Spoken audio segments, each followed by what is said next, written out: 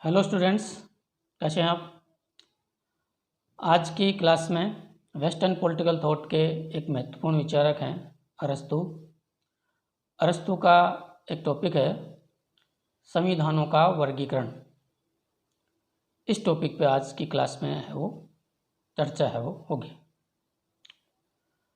तो संविधानों का वर्गीकरण क्या होता है। दुनिया में बहुत सारे देश होते हैं, हर देश का अपना संविधान है वो होता है, और इतनी बड़ी संख्या में संविधान होते हैं, सबका अध्ययन राजनीति विज्ञान के विद्यार्थियों के लिए पॉसिबल नहीं है। इसलिए सभी संविधानों के अध्ययन की सुविधा के लिए उनका वर्गीकरण है वो किया जाता है। समान विशेषताओं के आधार पर संविधानों का वर्गीकरण है वो किया जाता है। तो संविधानों का वर्गीकरण है वो आधुनिक राजनीतिक विज्ञान का एक विषय है, और अरस्तु ने उस युग में भी संविधानों का वर्गीकरण वो प्रस्तुत करने का प्रयास उसने किया, और उसने अपने वैज्ञानिक दृष्टिकोण के आधार पर एक संविधानों का वर्गीकरण प्रस्तुत है वो किया है अपने ग्रंथ पॉलिटिक्स में।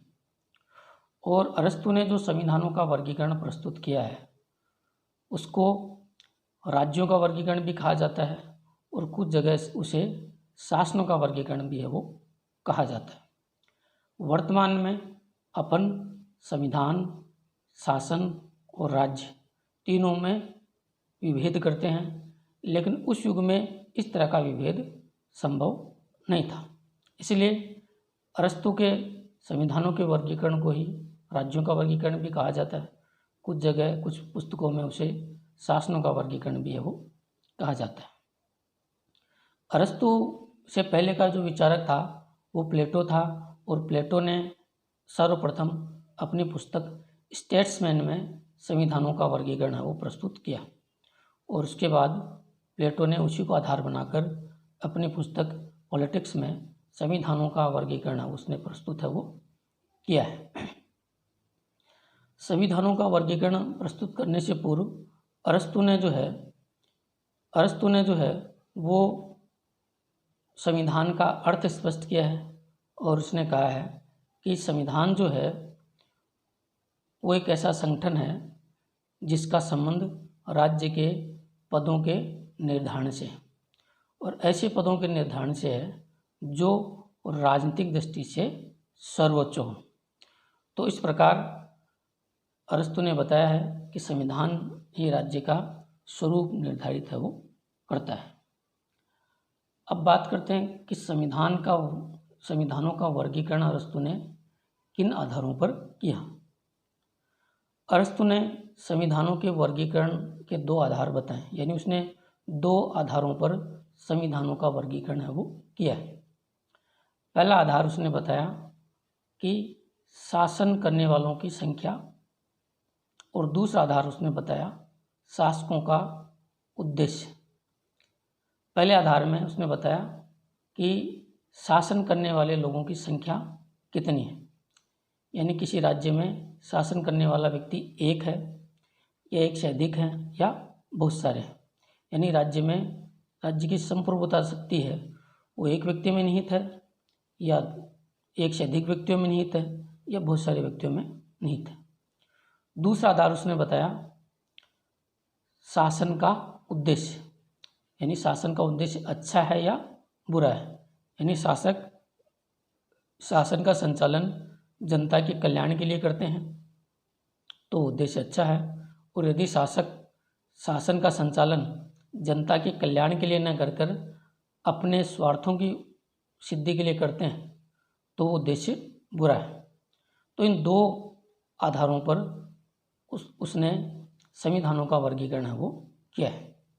जैसे यदि किसी राज्य में शासन करने वाले व्यक्ति की संख्या एक है और शासन का उद्देश्य जो है वो अच्छा है, यानी एक व्यक्ति का शासन है और शासन जन कल्याण के लिए होता है, तो उसे अरस्तु ने राजतंत्र का नाम दिया है।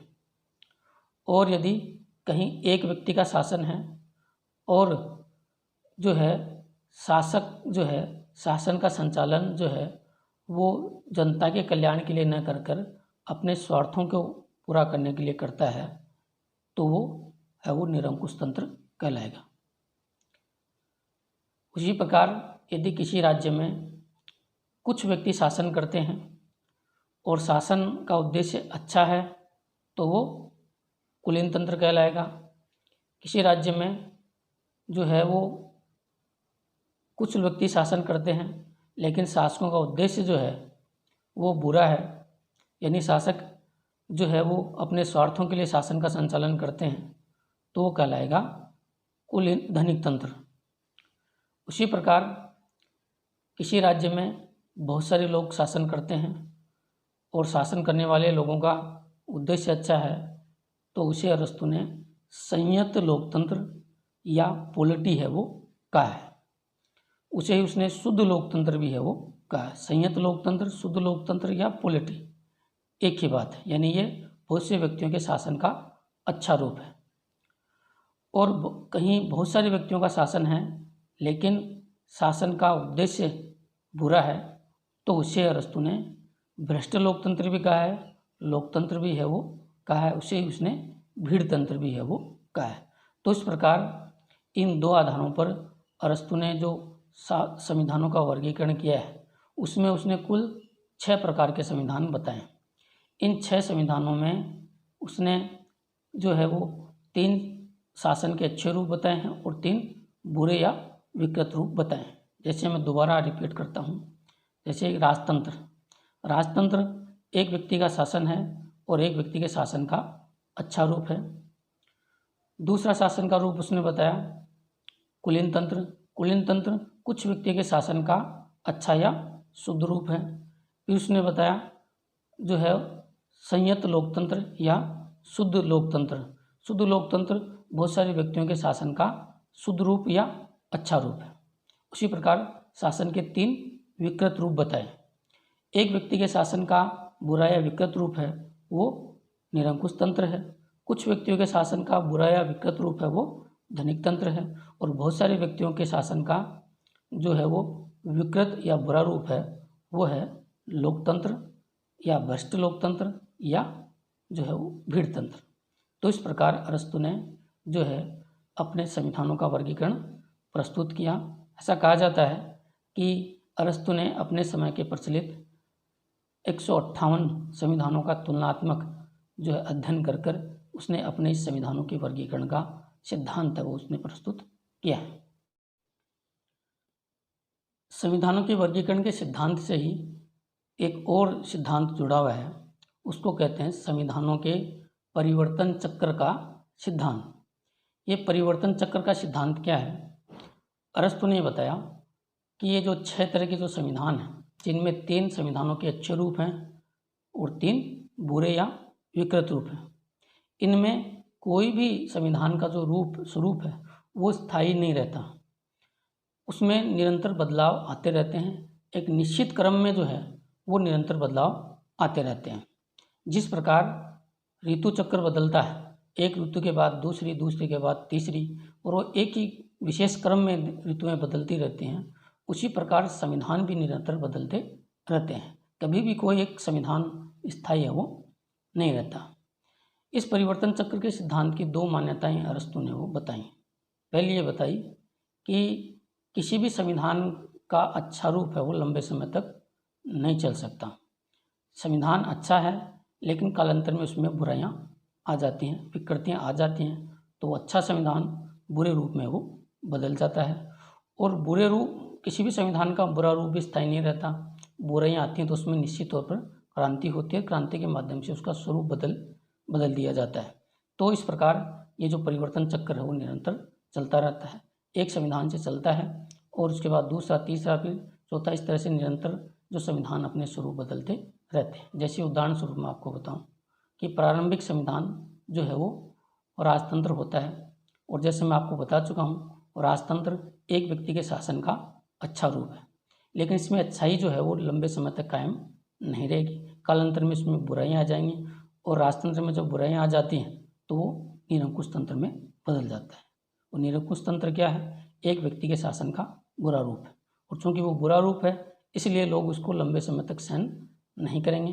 कालांतर में उसमें बुराइयां आएंगी और लोग उसके खिलाफ क्रांति करेंगे, और कुछ लोग मिलकर क्रांति करेंगे तो और वो सत्ता पर शासक को हटाकर अपना कब्जा है वो कर लेंगे। तो निरंकुश तंत्र बदल जाएगा कुलीन तंत्र में। कुलीन तंत्र क्या है? कुलीन तंत्र कुछ व्यक्तियों के शासन का अच्छा रूप है, शुद्ध रूप है। और अभी मैंने आपको बताया कि किसी भी शासन का अच्छा रूप लंबे समय तक कायम नहीं रह सकता, कालांतर में उसमें बुराइयां आएंगी, विकृतियां आएंगी। तो कुलीन तंत्र में जब विकृतियां आएंगी तो वो धनिक तंत्र में बदल जाएगा। और धनिक तंत्र क्या है? धनिक तंत्र कुछ व्यक्तियों के शासन का बुरा रूप है, और चूंकि धनिक तंत्र बुरा रूप है और बुरे स्वरूप के राज्य को लोग लंबे समय तक स्वीकार नहीं करेंगे, उसमें लोग हैं वो क्रांति करेंगे। तो क्रांति के द्वारा वो रूप बदलेगा संयत लोकतंत्र में या शुद्ध लोकतंत्र में। शुद्ध लोकतंत्र क्या है? शुद्ध लोकतंत्र बहुत सारे व्यक्तियों के शासन का अच्छा रूप है, और चूंकि सिद्धांत की मान्यता है कि किसी भी शासन का अच्छा स्वरूप है वो लंबे समय तक नहीं चल सकता, उसमें विकृतियां आती हैं। और संयत लोकतंत्र में जब विकृतियां आएंगी तो वो बदल जाएगा लोकतंत्र में या भीड़ तंत्र में। और लोकतंत्र क्या है? बहुत सारे व्यक्तियों के शासन का बुरा रूप है, और कोई भी बुरी शासन प्रणाली या संविधान लंबे समय तक नहीं चल सकता, ये अरस्तु की मान्यता है। तो इसमें भी फिर कोई ताकतवर व्यक्ति या बुद्धिमान व्यक्ति क्रांति कर सत्ता को अपने कब्जे में कर लेता है, और जो है वो लोकतंत्र है वो फिर राजतंत्र में बदल जाता है। तो इस प्रकार राजतंत्र से ये परिवर्तन चक्र शुरू होता है और राजतंत्र पर आकर समाप्त हो जाता है। और ये यहाँ आकर रुकता नहीं, एक चक्र जब पूरा हो जाता है तो दूसरा चक्र फिर वापस उसी दिशा में है वो पुनः प्रारंभ हो जाता है। फिर पुनः राजतंत्र के बाद निरंकुश तंत्र, निरंकुश तंत्र के बाद कुलीन तंत्र, कुलीन तंत्र के बाद धनिक तंत्र, धनिक तंत्र के बाद संयत लोकतंत्र, फिर जो है वो लोकतंत्र, और लोकतंत्र के बाद पुनः राजतंत्र। तो इस प्रकार ये एक ही दिशा में, एक ही क्रम में परिवर्तन, संविधानों का परिवर्तन जो है वो निरंतर होता रहता है, और इसे ही अरस्तु का संविधानों का परिवर्तन चक्र का सिद्धांत है वो कहा जाता है। धन्यवाद।